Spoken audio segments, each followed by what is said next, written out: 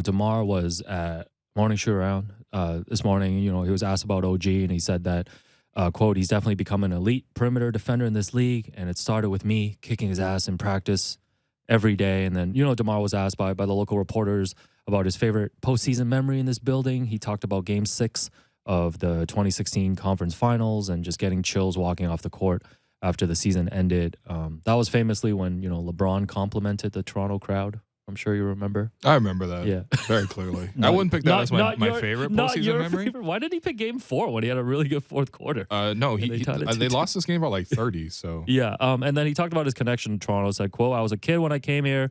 I didn't know a damn thing about nothing. My whole understanding of being an adult started here. Being a father, understanding how to be a professional basketball player, just a genuine connection from day one. This is, obviously the main kind of narrative storyline coming into this matchup. Yeah, listen, I think Drake said it best. City love me like I'm DeMar DeRozan. Everyone loves DeMar DeRozan in Toronto, right? Like, obviously, he deserves a ton of respect for everything he's done here. My personal feeling on this is just like, how are you making this all about DeMar, and how much more can we welcome DeMar in an opponent where he's the opponent right now? Like, can we get this clear? Like, he's the opponent right now. Should we retire his jersey before the game tonight? Well, I mean, based on the reception he's gotten so far, it feels like they're gonna, right? Because again, he is the opponent right now. He's gotten more love in the previews and all the conversations, and I've been to the practices in Toronto. I've obviously heard the pregame here as well. There's been so much love given to DeMar, and I'm like, absolutely, he deserves this and more. But afterwards, please ask them. You know what? If the Raptors win tonight, someone should go to the podium and ask DeMar DeRozan, "What's your favorite playoff moment?" And what do you feel when you come back to Toronto? Because you know what I mean. Like, he's the opponent right now. Like, we're doing way too much, man. Well, there's you go through and you listen to the practice interviews, and it's like, how was DeMar to you as a vet? I'm like, I don't care right now. No offense. No offense. He's the opponent right now. Do we understand this? We would not do this for anybody else. And obviously, DeMar is much more special to our hearts as Raptor fans than anyone else. But right now, he's the opponent. We got to make that very clear. I'm not saying that reporters have to be hostile towards DeMar, a guy who's done a great job in terms of dealing with the media. And so obviously, he's going to be treated with lots of respect in addition to what he did on the court. But we have to make this clear, man. He is the opponent right now. Please. We should be focusing on how to stop him and how to attack him. That's it. Afterwards, we can lionize him when we want.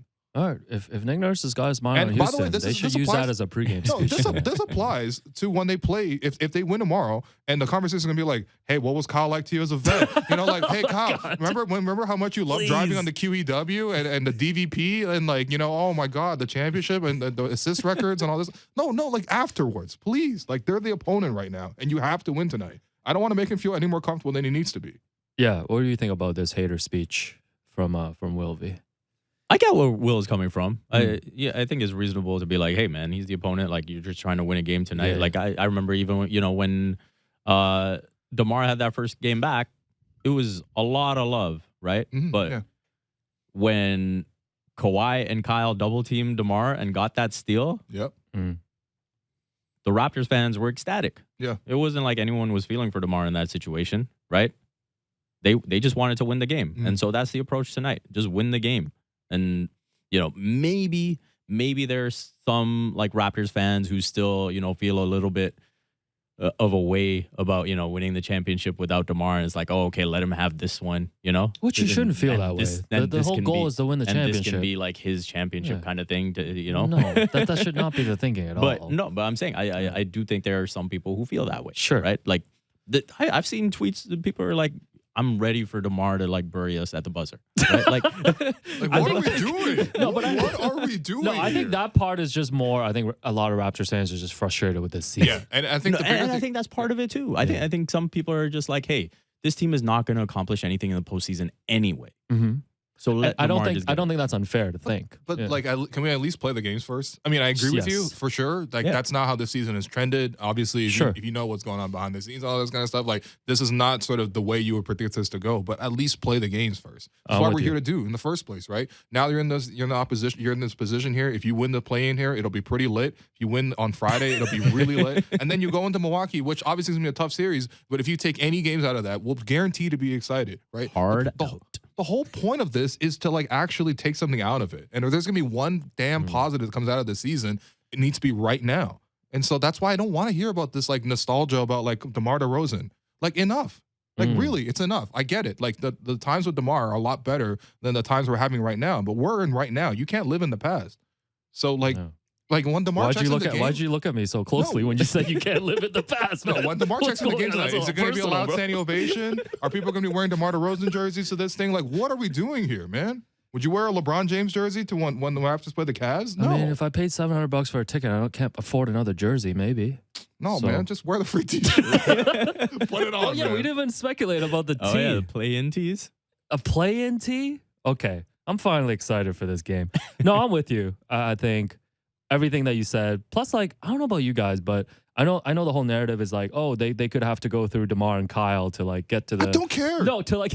I don't care. It's not even that I don't care. Like for me, it's like those narratives are like over already. Like DeMar had his run here. They're gone. He already went to San Antonio. This is his second team now since Toronto. Yeah. Toronto's closed the book on the championship after acquiring Kawhi. Yep. Like Kyle had his run here and a full storyline here, winning the championship. Like to me, I actually don't. Maybe this is just me, but like I don't feel any nostalgia. I don't feel anything about them having to go through DeMar and Kyle. That would have been a cool story. I don't know, like maybe the year after they like Right. immediately traded for DeMar, right? Like everyone has moved on, including the Raptors organization. No, Masai right? said it himself, man.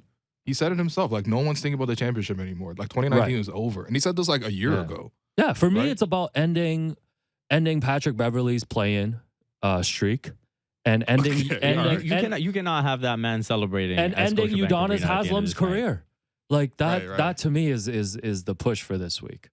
Yeah. Bulletin board. And for me, all I want to see is this Raptors group come together, play hard, and what are they made of? Like, what is their character? Forget all the other stuff. Forget, like, okay, Nick's off quitting on the season. Forget, like, all the other stuff about, like, how the season was disappointing or, like, how they came up short in the fourth quarter. It's like, you're in this position now. You still have an opportunity to play through it.